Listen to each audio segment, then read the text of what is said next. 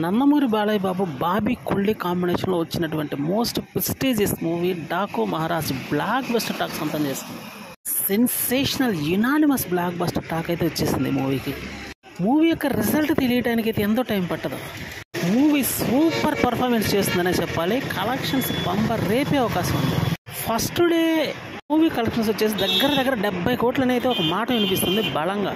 పండగ 5 రోజులకు గాను ఈ మూవీ దగ్గర 200 కోట్ల గ్రాస్ రాబట్టే అవకాశం గట్టిగానే కనిపిస్తుంది. సంక్రాంతి బరిలో నిలిచినటువంటి మరో movie game changer fade out అయినట్టే తెలుస్తుంది. ఏ విధంగానే ఇంకా ఆ మూవీ కోలుకునే అవకాశం అసలు లేదనే తెలుస్తుంది. ఎందుకంటే మూవీ మీద ఎక్స్పెక్టేషన్స్ మొదటి నుండి నీరసంగానే వచ్చాయి. చివరికి రిజల్ట్ కూడా ఆశాజనకంగా లేదు.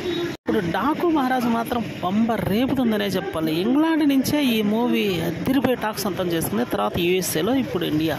నా ఛానల్లో చెప్పిన విధంగానే ముందుగానే దీన్ని పాన్ ఇండియన్ రేంజ్లో తీసుంటే మాత్రం చెమటలు పట్టించేసి ఉండేది, నో డౌట్. కలెక్షన్ల కుంభవృష్టి కురిసేది. ఒక్కసారిగా మూవీ ప్రకంపనం సృష్టించి ఉండేది. కానీ బాబీ కొల్లి ఒక్క తెలుగులోనే తీశాడు కాబట్టి కలెక్షన్స్ లిమిటెడ్గా ఉంటే బ్లాక్ బస్టర్ టాక్తో కలెక్షన్స్ వస్తాయి.